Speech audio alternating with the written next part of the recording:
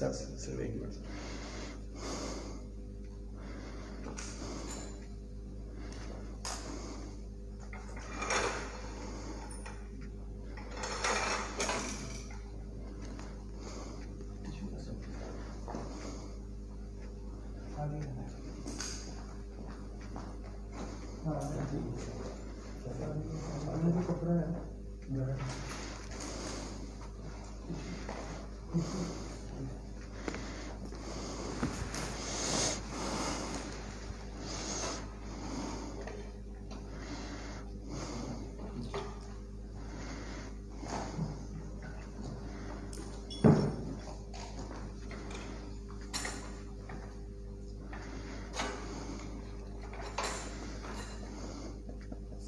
لوگ آگے لائف بیٹھتے ہی. نارملی کتنے ہوتے ہیں؟ آج کل ہمارے ساتھ چلے جاتے ہیں 160 170. پہلے اتنی ہوتے. شروع کریں. ابھی 104 ہوتے ہیں لائف استعمال ہے اور یہ انشاءاللہ آج 200 سے کم ہو گئے. شروع کریں. جی سر. شروع کریں سر. صرف ایک لائف کا مقصد ہے کہ لوگ انتظار کر رہے ہیں نا. یہ ان کو آئیڈیا ہوگا کہ ہم we are not on life. Yes yes we are on life. Yes yes. وہ ہمیں سن رہے ہیں. یس. تو پھر آپ شروع کریں نا بھائی. جسٹ آن لائف ساتھ ریکارڈنگ ہوگی سر. کمال آ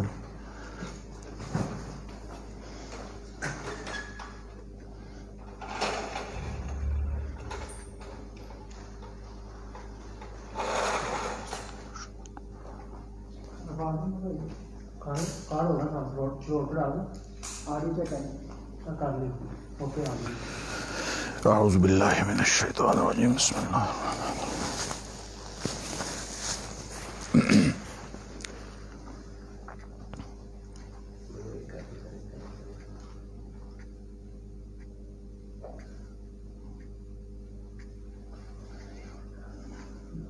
جی سر.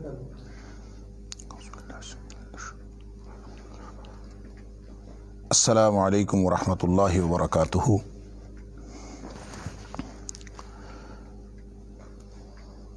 الحمد للہ وکفا وسلام علی عبادہ الذین اصطفیٰ. اشہد ان لا الہ الا اللہ وحدہ لا شریک لہ واشہد ان محمدا عبدہ ورسولہ صلی اللہ علیہ وآلہ وسلم. اللہم صلی علی محمد وعلی آل محمد کما صلیت علی ابراہیم وعلی آل ابراہیم انک حمید مجید. اللہم بارک علی محمد وعلی آل محمد کما بارکت علی ابراہیم وعلی آل ابراہیم انک حمید مجید. اما بعد فاعوذ باللہ السمیع العلیم من الشیطان الرجیم من حمزہ ونفخہ ونفثہ. بسم اللہ الرحمن الرحیم. وقال الملك ائتوني به فلما جاءه الرسول قال ارجع إلى ربك فاسأله ما بال النسوة اللاتي قطعن أيديهن إن ربي بكيدهن عليم. اور بادشاہ نے کہا کہ اس کو میرے پاس لاؤ. پس جب قاصد پہنچا قال ارجع إلى ربك تو حضرت یوسف علیہ السلام نے کہا کہ تم اپنے مالک کے پاس واپس جاؤ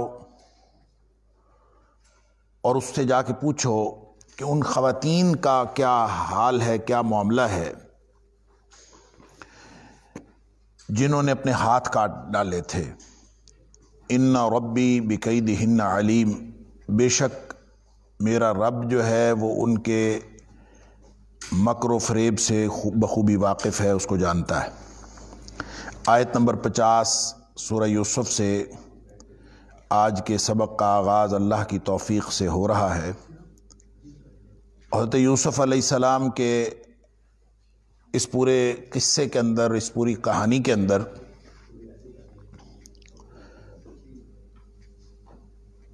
اللہ تعالیٰ نے کہانی نہیں سنائی بلکہ مختلف قسم کے جو پہلو ہیں ہدایت کے وہ واضح کیے ہیں. لہذا حضرت یوسف علیہ السلام کی اس کہانی میں یعنی قصہ اور کہانی پوری نہیں ہوتی اور کہانی کے مختلف پہلو پورے نہیں ہوتے، البتہ ہدایت کے پہلوؤں کے اعتبار سے اللہ کریم نے اس کو ہر اعتبار سے احسن القصص بنایا ہے۔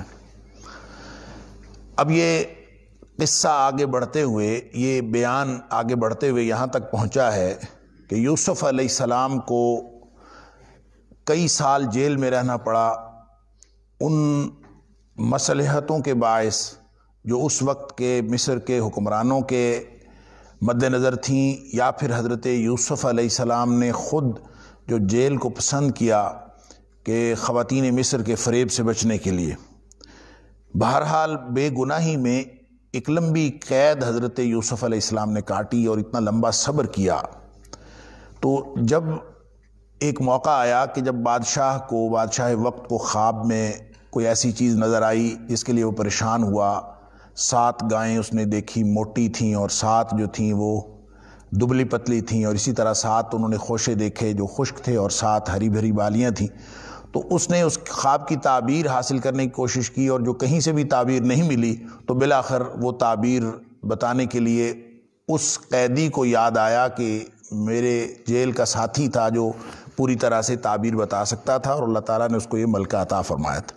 یوں اللہ تعالیٰ نے تدبیر فرما دی حضرت یوسف علیہ السلام کے باہر نکلنے کی۔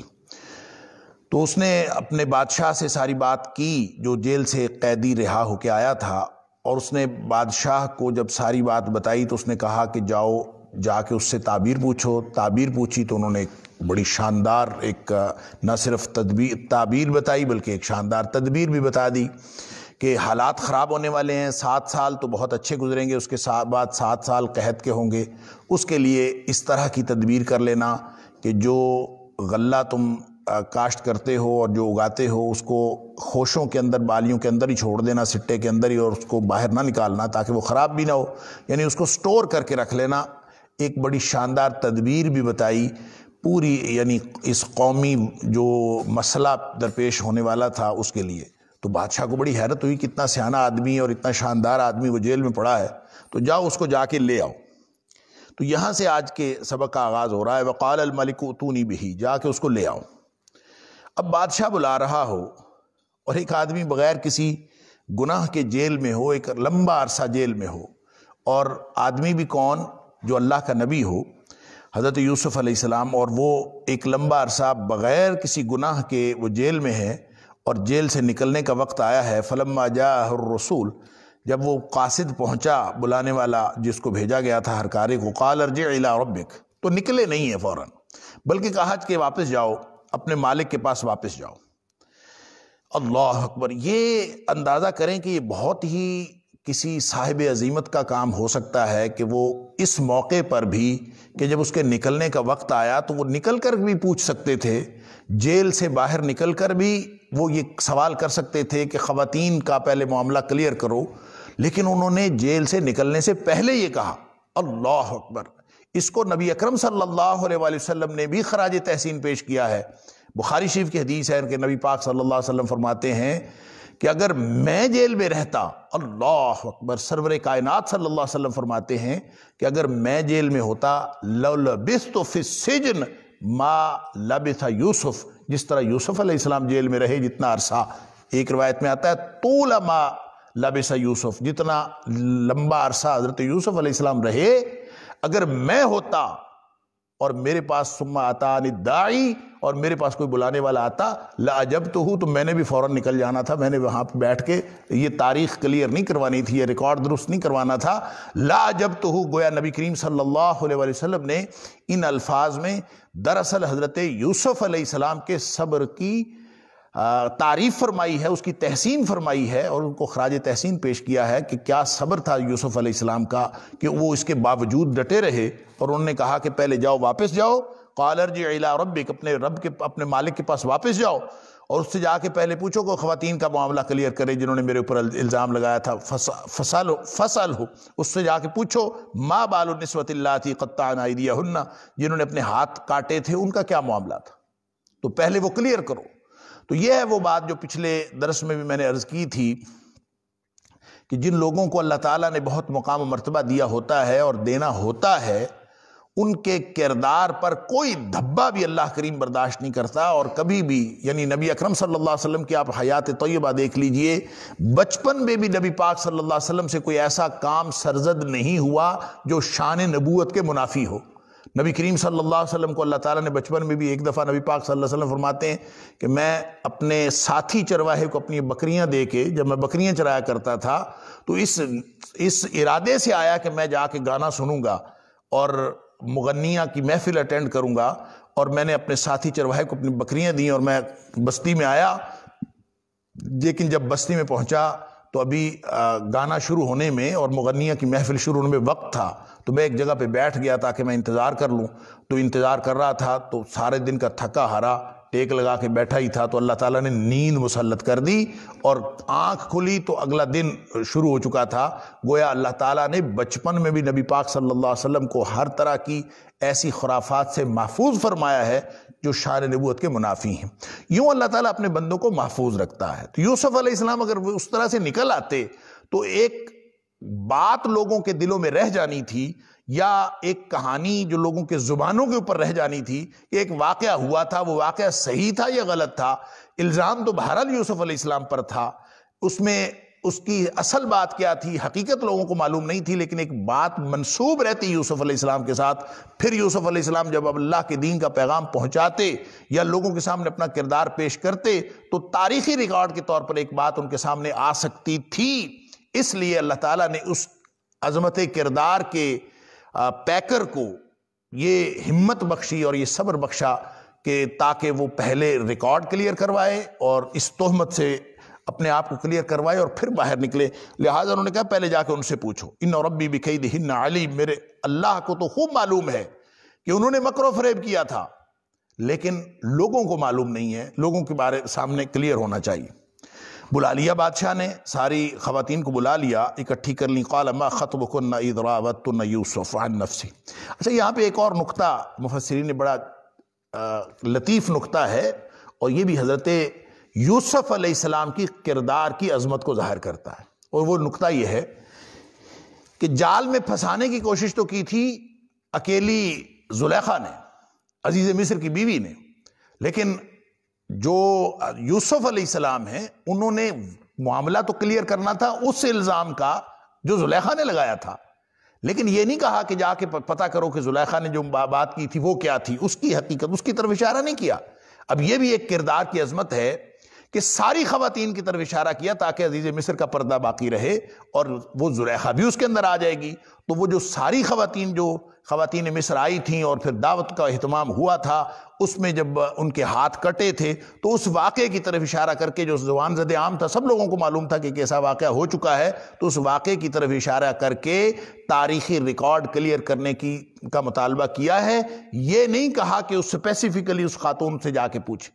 لہٰذا اس میں یہ ایک بہت شاندار جو ایک اخلاقی وصف ہے وہ اس سے مترشح ہوتا ہے کہ اگر کوئی آدمی کبھی بھی کسی موقع پر کوئی چیز کلیئر کرنا بھی چاہے تو ضروری نہیں ہے کہ کسی شخص کو پرومیننٹ کر کے آپ اس کو پن پوائنٹ کر کے سبجیکٹیولی کہیں کہ فلاں آدمی نے میرے اوپر الزام لگایا تھا۔ نہیں، آپ نے کلیئر کرنا چاہتے ہیں، آپ دوسرے کو ذلیل نہیں کرنا چاہتے بلکہ آپ ریکارڈ کو کلیئر کرنا چاہتے ہیں، تو بات کی کلیئرٹی کے دوران بھی، بات کو درست کرتے ہوئے بھی، بات کی اصلاح کرتے ہوئے بھی ان نزاکتوں کا خیال رکھا جانا چاہیے۔ یہ اخلاقی وصف بھی حضرت یوسف علیہ السلام کے اس طرز عمل سے ظاہر ہوتا ہے۔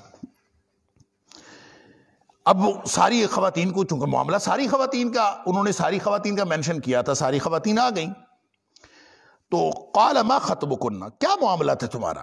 سیدھا سوال اب سب سے ہو رہا ہے، کسی ایک سے نہیں، سب سے ہو رہا ہے۔ اذ راوتن یوسف عن نفسہ، جب تم سب نے حضرت یوسف علیہ السلام کو پھسلانا چاہا، ورغلانا چاہا، وہ معاملہ کیا تھا؟ واضح کرو۔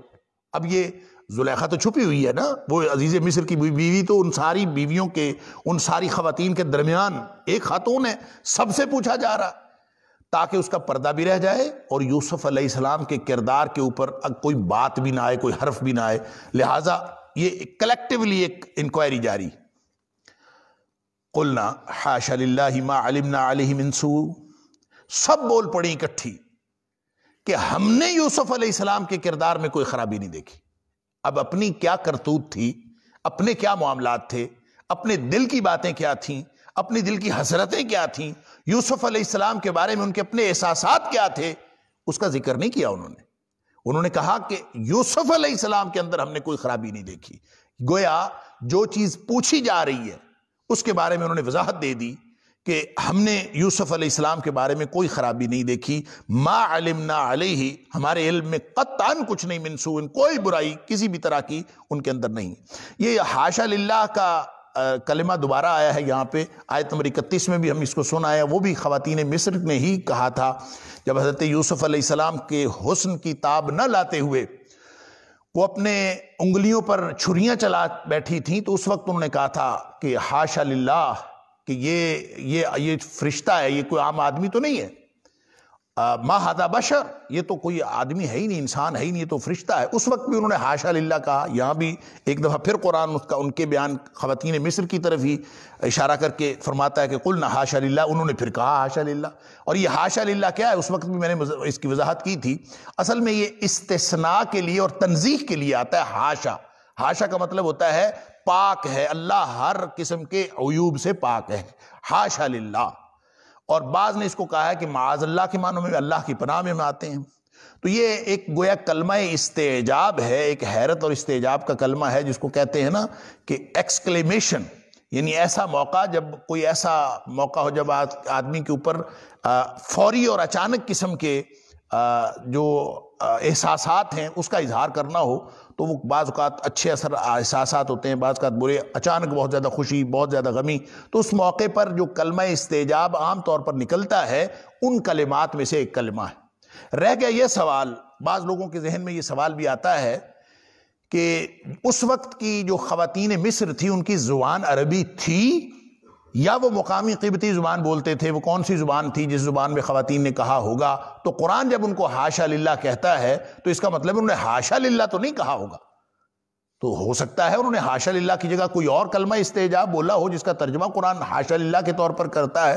قرآن چونکہ عربی مبین میں نازل ہوا ہے، لہٰذا لوگوں کی گفتگو باہمی کسی بھی زبان میں ہو رہی ہو، قرآن اس کو عربی پیرائے میں اور عربی اسلوب میں ظاہر کرتا ہے. تو اس کا مطلب یہ نہیں ہے کہ انہوں نے ایگزیکٹلی یہ لفظ حاشا للہ بولا تھا. یہ بھی ہو سکتا ہے، اور ہو سکتا ہے کہ حاشا للہ کی جگہ کوئی اور کلمہ استعجاب ہو جس کا ترجمہ قرآن جو ہے حاشا للہ کرتا ہے. واللہ عالم. لیکن ایک بات بہرحال کلیئر ہے کہ قرآن جو ان کے طرف قول منسوب کر رہا ہے ایگزیکٹلی انہوں نے یہی کہا تھا، کیونکہ قرآن یہ کہہ رہا ہے کہ انہوں نے یہ کہا تھا. قلنا حاشا للہ ما علمنا علیہ من سوء. انہوں نے گویا معاذ اللہ کہہ کے، اللہ کی قسم اٹھا کے، اللہ کا نام لے کر اور اللہ کو ہر طرح کے عیوب و نقائص سے پاک کرتے ہوئے، جیسے آدمی کہتا ہے سبحان اللہ، معاذ اللہ، اللہ کی پناہ، یعنی ہم نے اس کے اندر کوئی ایسی خرابی نہیں دیکھی. قالت امرأۃ العزیز. اب چونکہ خواتین نے کلیکٹیولی حضرت یوسف علیہ السلام کی صفائی دے دی، تو وہ خاتون بھی تو کھڑی تھی جس کا اسپیسیفک معاملہ تھا. تو اس کے بارے میں نہ حضرت یوسف علیہ السلام نے مینشن کیا، نہ عزیز مصر نے اس کو مینشن کیا. لیکن جو گلٹی کانشسنس ہوتی ہے، جو چور کا اپنا ضمیر جو ہوتا ہے، وہ تو ملامت کر ہی رہا تھا، لہذا وہ بول اٹھی. قالت امرأۃ العزیز، یہ جو عزیز مصر کی بیوی تھی وہ بول اٹھی الآن حصحص الحق. اللہ اکبر. اب یہ جو الآن حصحص الحق ہے، یہ اس کے کلام کا حصہ بھی ہو سکتا ہے کہ اب حق ظاہر ہو گیا ہے، نتھر کے سامنے آ گیا ہے. یہ اس کے کلام کا حصہ بھی ہو سکتا ہے، اور یہ صرف اس کے دل کی بات بھی ہو سکتی ہے، کیونکہ جو اس نے کہا ہے وہ تو آگے انا راودتہ عن نفسہ وانہ لمن الصادقین، یہ تو اس کا کلام ہے. اس نے کہا کہ میں نے اس کو بہلایا پھسلایا اور ورغلانے کی کوشش کی تھی. وَإِنَّهُ لَمِنَ الصَّادِقِينَ، یہ تو سچا تھا، یہ ہمیشہ سے سچا ہے، ساری گڑبڑ تو میں نے کی تھی. یہ تو اس کا کلام ہے. انا راودتہ عن نفسہ، میں نے اس کو ورغلانے کی کوشش کی تھی. وَإِنَّهُ لَمِنَ الصَّادِقِينَ، یہ تو یقیناً سچے لوگوں میں سے ہے. یہ تو کلام ہے. لیکن الآن حصحص الحق، یہ اس کے کلام کا حصہ بھی ہو سکتا ہے، کیونکہ پیچھے ہے قالت امرأۃ العزیز، کہ اس نے کہا. لیکن اس کا معنی یہ بھی ہو سکتا ہے کہ اس نے اپنے دل میں کہا، اس نے دل میں سوچا کہ اب تو ساری حقیقت سامنے آ گئی، لہذا مجھے بھی بتا دینا چاہیے.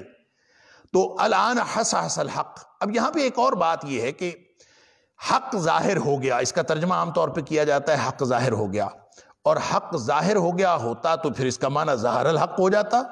یہاں پہ لفظ کا جو استعمال ہے وہ ظہر الحق ہو جاتا، الآن ظہر الحق، حق ظاہر ہو گیا. لیکن یہ حس حسا ہے. حس حسا کا کیا معنی ہوتا ہے؟ یہ یعنی علامہ راغب اصفہانی اپنی مفردات القرآن کے اندر اور علامہ زبیدی اپنی تاج العروض کے اندر یہ بتاتے ہیں کہ حس حسا اصل میں کسی ایسی چیز کو کہتے ہیں کہ جو پہلے چھپی ہوئی ہو اور پھر آہستہ آہستہ ظاہر ہو جائے، یا یوں کہہ لیں جیسے اردو میں کہتے ہیں نتھر کے سامنے آ جانا، کوئی چیز نتھر کے سامنے آ گئی. اب یہ جو حق واضح ہوا ہے یہ کتنے سال لگے اس کو حق واضح ہونے کو؟ یعنی یوں تو نہیں ہوا کہ کل وہ باطل تھا اور کل وہ حق چھپا ہوا تھا اور آج ظاہر ہو گیا ہے، تو یہ تو اس کو ظاہر الحق کہا جا سکتا تھا کہ آج چھپا ہوا ہے اور آج ظاہر ہو گیا، یا کچھ لمحے پہلے چھپا ہوا تھا آج ظاہر ہو گیا. لیکن حساسا کے اندر یہ معنی شامل ہیں کہ ایک عرصہ لگا ہے اس کو کرتے کرتے، ایک یعنی حس حسا کے اندر ایک تسلسل کا عمل موجود ہے کہ کرتے کرتے کرتے کرتے ایک دن آج وہ موقع آ گیا ہے اتنے سالوں کے بعد کہ حق خود ظاہر ہو گیا ہے. وہ جتنے اس نے بہانے بنائے تھے جب یہ واقعہ ہوا تھا، کس طرح اس نے حضرت یوسف علیہ السلام پر الزام لگایا، پھر اللہ تعالیٰ نے اس موقع پر بھی اس کو واضح کیا، اور وہ قمیض بھی پھٹی ہوئی دیکھی اور دامن پیچھے سے پھٹا ہوا تھا، اس موقع پر بھی یہ بات واضح ہوئی. لیکن یہ سارے جو واقعات کا تسلسل ہے اب وہ آ کے مکمل ہو رہا ہے. الآن حس حس الحق، یعنی نتھرتے نتھرتے آج آ کے حق جو ہے وہ نتھر گیا ہے. ایک تو بات یہ ہے. دوسری بات اس کے حس حسا کے حوالے سے ایک علامہ بیضاوی نے لکھی ہے، اور وہ بھی بڑی شاندار بات، وہ یہ ہے کہ بعض اوقات حق ظاہر ہوتا ہے لیکن سب کو یقین نہیں ہوتا. حق ظاہر ہوتا ہے، حق تو ہوتا ہی حق ہے، اور حق کا ظاہر ہونا وہ آپ اپنا ثبوت ہوتا ہے. لیکن بعض اوقات ایسے ہوتا ہے کہ جو آدمی حق کے ظاہر ہونے کو دیکھ رہا ہوتا ہے اس کے اندر کوئی شک شبہ یا کوئی اور بات یا کوئی سیکنڈ تھاٹ موجود ہوتا ہے اس کے ذہن میں. اس موقع پر علامہ بیضاوی یہ کہتے ہیں کہ حس حسا دراصل حس حس البعیر سے ہے. یہ عربی زبان میں اور عربی کلچر میں حس حس البعیر اس وقت استعمال ہوتا ہے جب اونٹ بیٹھنے لگے اور بیٹھنے کے لیے وہ اپنے گھٹنے زمین پر ٹکاتا ہے اور ابھی وہ ٹکا رہا ہوتا ہے تو اس کو حس حسا نہیں کہتے. جب اس کے پاؤں بالکل ٹک جاتے ہیں اور وہ بیٹھنے کے لیے پوری پوزیشن میں آ جاتا ہے، گویا اس کے گھٹنے جم جاتے ہیں، تو اس کو کہتے ہیں حس حس البعیر. لہذا اس سے یہ امام بیضاوی علیہ الرحمہ اس سے یہ مطلب نکالتے ہیں کہ حس حس الحق کا معنی یہ ہے کہ اب حق ثابت ہو گیا ہے.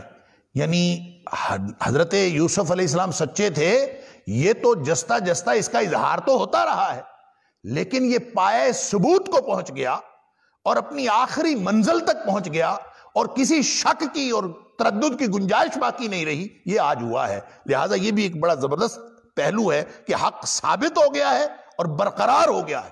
اب اس کے علاوہ کوئی یعنی شک کی اور تردد کی گنجائش نہیں رہی. یہ ہے اس کا معنی الآن حس حس الحق. اب یہ بات اس نے دل میں کہی یا اس نے زبان سے کہی کہ آج تو حق ظاہر ہو گیا، لیکن سلسلہ کلام میں اور سیاق کلام میں لگتا یوں ہے کہ یہ بات اس نے دل میں سوچی اور دل میں کہی کہ اب تو حق ظاہر ہو گیا، مجھے اب اظہار کر دینا چاہیے. یا اس کے کلام کا حصہ ہے کہ اس نے پہلے کہا کہ بھئی اب تو حق ظاہر ہو گیا ہے، لہٰذا میں بھی یہ بتا دوں انا راودتہ عن نفسہ، میں نے اس کو ورغلایا تھا، یوسف علیہ السلام کا قصور کوئی نہیں تھا، وانہ لمن الصادقین، اور یہ سچے لوگوں میں سے تھا اور ہے. ذالک لیعلم انی لم اخنہ بالغیب وان اللہ لا یہدی کید الخائنین. یہ سب اس لیے ہے لیعلم، تاکہ وہ جان لے، انی، یہ کہ میں لم اخنہ بالغیب، میں نے اس کی غیر موجودگی میں، غیب میں اس کی کوئی خیانت نہیں کی. وَأَنَّ اللَّهَ، اور بے شک اللہ تعالیٰ، لا یہدی کید الخائنین، جو بددیانتوں کا جو مکر و فریب ہوتا ہے اور ان کی جو منصوبہ بندی ہے اس کو چلنے نہیں دیتا. اللہ تعالیٰ اس کو رہنمائی نہیں دیتا، اس کو کوئی راہ نہیں دیتا، کوئی راستہ نہیں دیتا. اللہ اکبر. اب یہ کلام کس کا ہے کہ ذَلِكَ لِيَعْلَمَ أَنِّي لَمْ أَخُنْهُ بِالْغَيْبِ وَأَنَّ اللَّهَ لَا يَهْدِي كَيْدَ الْخَائِنِينَ.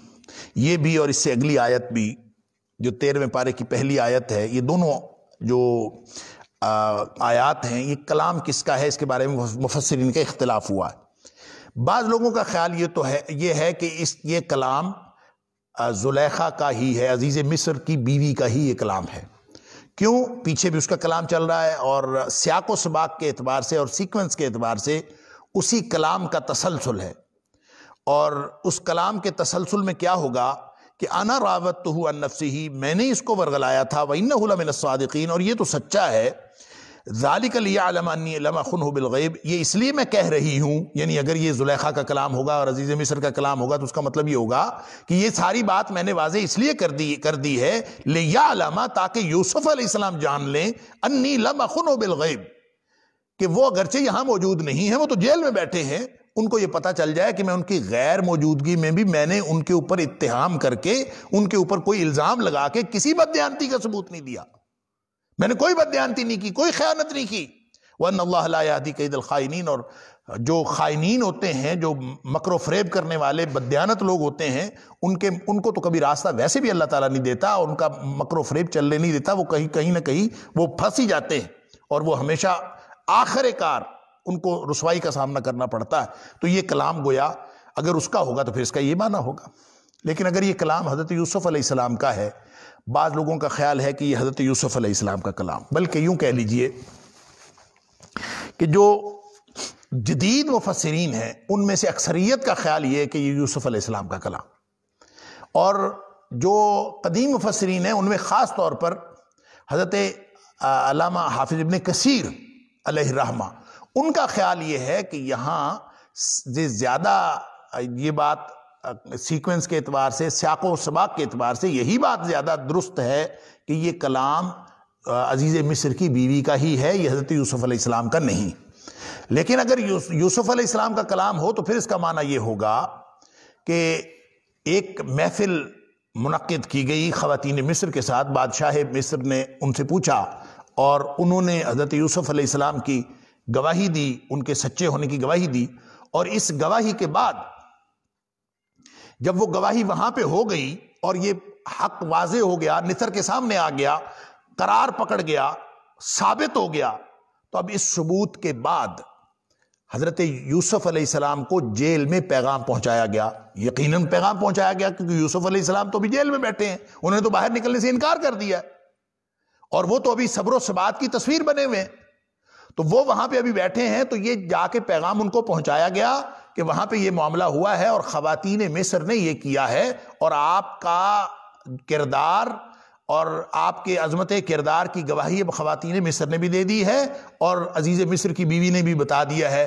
کہ آپ سچے ہیں، اور یہ ساری بات کلیئر ہو گئی ہے۔ تو جب جا کے ان کو بتایا تو پھر انہوں نے آگے سے کہا کہ ذَلِكَ لِيَعْلَمَ أَنِّي لَمْ أَخُنْهُ بِالْغَيْبِ، کہ اس کی ضرورت ویسے تو کوئی نہیں تھی، یہ میں نے اس لیے کیا ہے، سچا تو میں تھا اللہ کے فضل سے، یہ میں اس لیے کیا ہے کہ تاکہ عزیز مصر یہ جان لے کہ میں نے اس کی غیر موجودگی میں کوئی حرکت نہیں کی، اس کے ساتھ کوئی خیانت نہیں کی، جس طرح کا زلیخا نے الزام لگایا تھا، جس طرح کا عزیز مصر کی بیوی نے الزام لگایا تھا کہ وہ گھر میں موجود نہیں ہے اور یہ اس نے میرے اوپر اٹیمپٹ کی ہے، تو یہ اس طرح کی بات عزیز مصر جان لے کہ میں نے اس کے ساتھ کوئی اس طرح کی حرکت نہیں کی اور اس کے بددیانتی کا کوئی اظہار نہیں کیا، لم اخنہ بالغیب، کہ میں نے اس کے ساتھ کوئی بددیانتی اس کی غیر موجودگی میں نہیں کی، وَأَنَّ اللَّهَ لَا يَهْدِي كَيْدَ الْخَائِنِينَ، اور اللہ تعالیٰ بددیانتوں کے مکر و فریب کو کبھی بھی راستہ نہیں دیتا اور ان کو کبھی بھی چلنے نہیں دیتا۔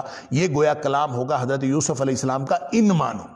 اب ان دونوں میں سے یہ دونوں باتوں کا احتمال الفاظ کے اندر اور آیات کے سیاق و سباق کے اندر، اور احسن القصص جو یہ بہترین بیان ہے، اس کے سیکوینس میں بھی دونوں باتوں کا احتمال موجود ہے، لہٰذا میں نے عرض کر دیا کہ یہ دونوں چیزیں اپنی اپنی جگہ پہ ٹھیک ہیں۔ اگر حضرت یوسف علیہ السلام کا یہ قول ہو تو بھی ٹھیک ہے، اگر یہ قول عزیز مصر کا ہو، عزیز مصر کی بیوی کا ہو، تو بھی یہ درست ہے، اور اپنے سیاق و سباق کے اعتبار سے دونوں کا احتمال موجود۔ لیکن جیسے علامہ ابن کثیر علیہ الرحمہ کی رائے ہے کہ یہ سیاق و سباق کے اعتبار سے یہ کلام بنتا ہے عزیز مصر کی بیوی کا ہی، کیونکہ پیچھے سلسلہ کلام اسی کا جاری ہے، لہٰذا اگر اسی کو تسلیم کر لیا جائے تو اس میں کوئی حرج نہیں ہے۔ میری ذاتی رائے اور میرا ذاتی رجحان بھی یہی ہے کہ اگر اس کو عزیز مصر کی بیوی کا قول ہی سمجھ لیا جائے تو اس میں کوئی حرج نہیں۔ اس میں اصل میں مفسرین کو، اور خاص طور پہ جدید مفسرین کو جو اشتباہ ہوا ہے، جس کی وجہ سے وہ اس کو لازمی طور پر حضرت یوسف علیہ السلام کا قول قرار دینے پر تلے ہوئے ہیں. وہ یہ کہتے ہیں کہ جو زلیخا تھی یا اس وقت کا جو بادشاہی نظام تھا یا جو اس وقت کا ان کا جو دین تھا وہ اللہ کو ماننے والے تو تھے ہی نہیں. لہٰذا یہ بات جو اس نے خاتون نے کہی ہے، اگر یہ کلام خاتون کا ہو تو خاتون اس طرح کی بات کیسے کہہ سکتی تھی کہ وَأَنَّ اللَّهَ لَا يَهْدِي كَيْدَ الْخَائِنِينَ، کہ اللہ تعالیٰ جو ہے وہ بددیانتوں کے مکر و فریب کو راستہ نہیں دیتا. یہ تو ایک ایسی شاندار حقیقت ہے کہ جو کسی نبی کے زبان سے ہی جچتی ہے، اور ایک ایسی کافرہ خاتون جو کسی ایسے کلچرز میں پروان چڑھی ہو اس سے یہ بات جچتی نہیں ہے. اس لیے ان کا خیال یہ ہے کہ لازمی طور پر حضرت یوسف علیہ السلام کا قول ہوگا. ہو سکتا ہے یہ بات، یہ استدلال بھی درست ہو اور یہ ان کی بات درست ہو. میں تو دونوں کے امکانات سمجھتا ہوں.